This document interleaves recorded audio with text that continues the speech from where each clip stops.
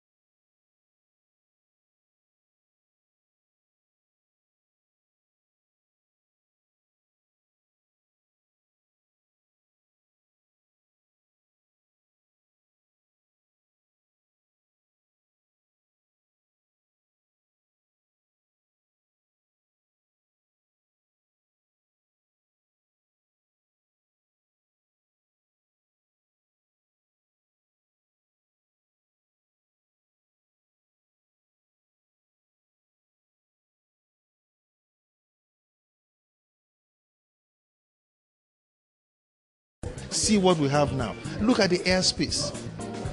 The airspace today, I'm a pilot. I'm a practicing pilot apart from being head of an airline. So when I speak about the airspace, I speak authoritatively. Because I fly, I am very, very concerned about the status of the airspace, and I'm a big critic when things go wrong. But when things improve, we also must come out and say, guys, things are working better in this country. Look at the multimodal systems that have been developed across. Look at the international airports. it's on. If I continue to tell you, we'll spend the whole day here. But to say aviation is not developing, it's a blatant lie. It's a tremendous improvement in the area of aviation development and the other regulatory authority maintaining the high level of safety oversight. So I think it's all an improvement and it's still ongoing. In a bid to entrench safety in the aviation sector, the Jonathan administration, under the close watch of the Aviation Minister, Princess Stella Odua, constituted the Technical and Administrative Review Panel on domestic airlines as part of the larger plan aimed at improving air travel in Nigeria. The Minister of Aviation, with my approval, appointed the Technical and Administrative Review Panel comprised of highly qualified and experienced industry professionals to review the operational, technical and managerial practices that exist in all airlines who operate domestically. The panel was established to uncover any contributory systemic lapses that may have existed in the industry so that they could be speedily addressed to enhance the overall safety of Nigerian aviation industry. Everything we did in changing the policy was exactly as recommended by ICAO. It has to. There is no Nigerian aviation.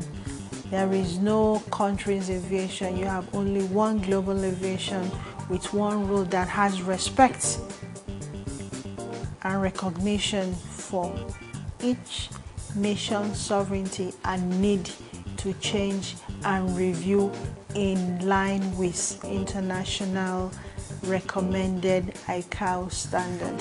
When you have policies that are functional and practical, the only thing you can have is growth, because what it means is that the issues of the industry are being addressed on an ongoing basis, and it means that when you have that, there will be seamless growth in terms of people now seeing that things can happen in a manner where it never used to be. Helps people to now see the need to come into the industry and be part of that industry. That's essentially what it is. A lot of work is being put in as we speak. The ministry doesn't sleep. I know for a fact they're working around the clock. The regulators are working around the clock to make things happen. For the first time, we're seeing government agencies working with real passion. So for me, that's very impressive. The panel's recommendations are being adopted wholesale and implemented by the Ministry of Aviation. One key recommendation is the review of the 2001 National Civil Aviation Policy (NCAP) to conform with international standards and best practices.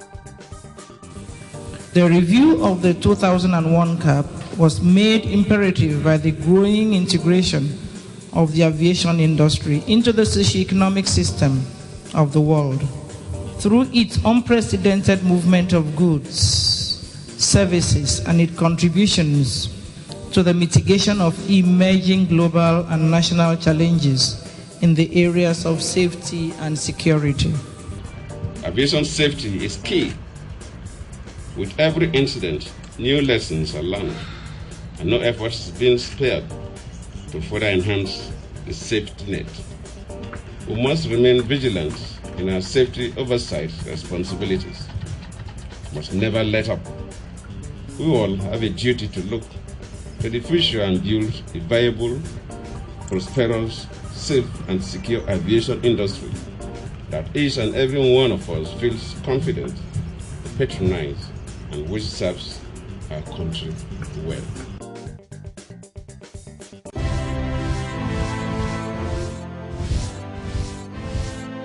The policy thrust of President Goodluck Jonathan's administration is anchored on the transformation of all sectors of the Nigerian economy and governance processes.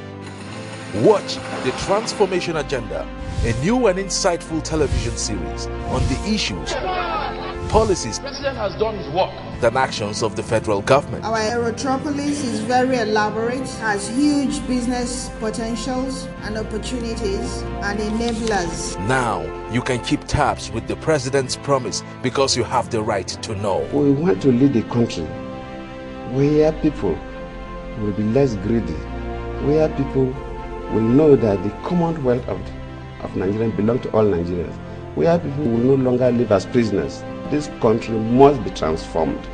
The Transformation Agenda, showing on Channels Television Wednesdays 4:30 p.m. The Transformation Agenda, keeping the record straight and promoting accountability.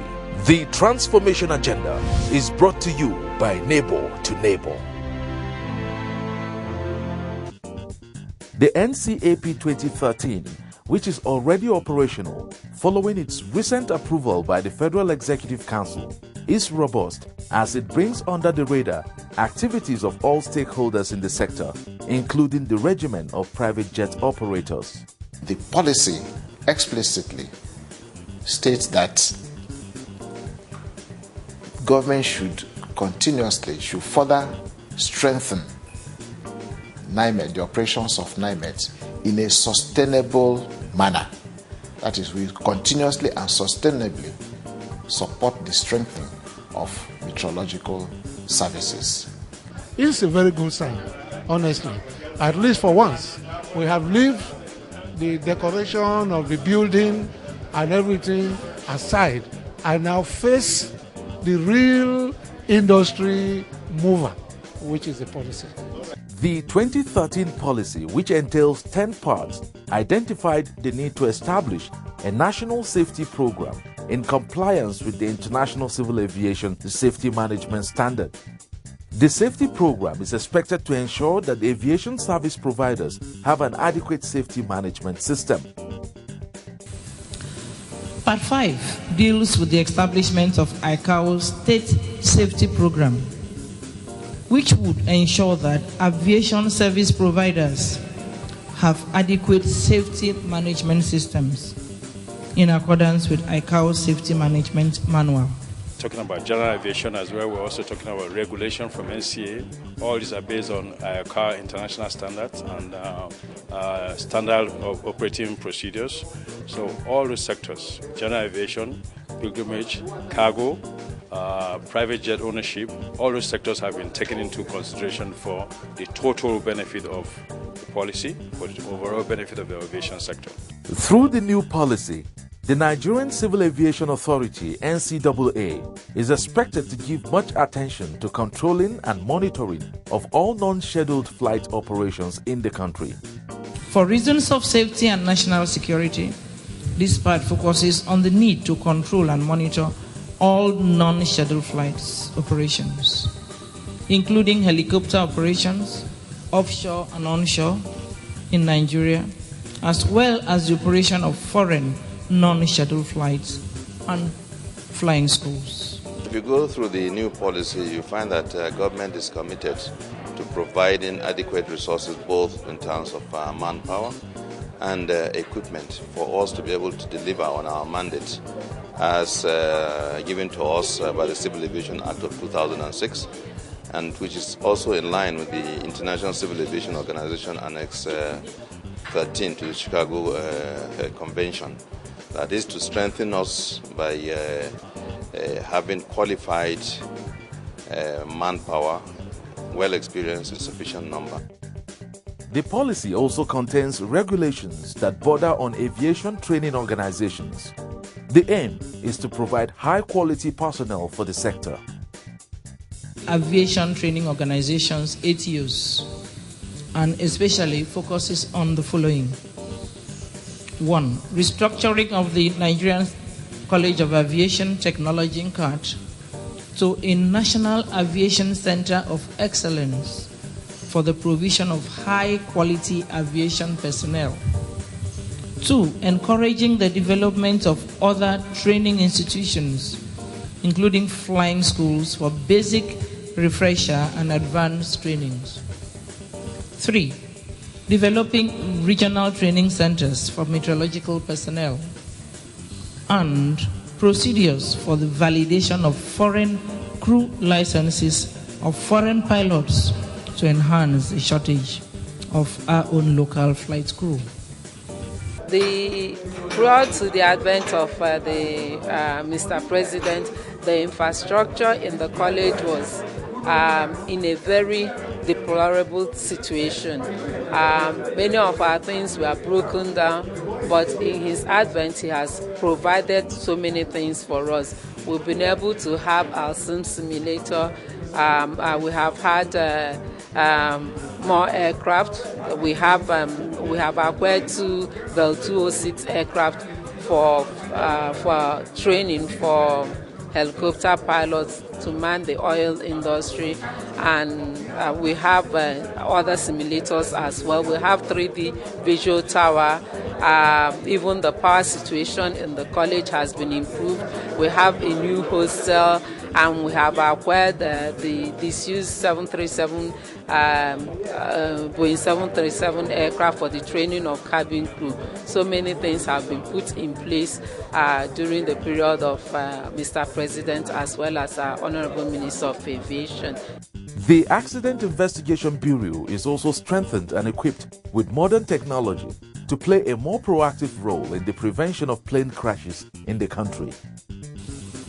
This revised policy captures the new vision and mission, the Aviation Master Plan of the Ministry, and more importantly, major program areas like accident investigation and prevention, including the establishment of the Family Assistance Program in the case of aviation accident, monitoring and control of general aviation, introduction of an effective search and rescue mechanism.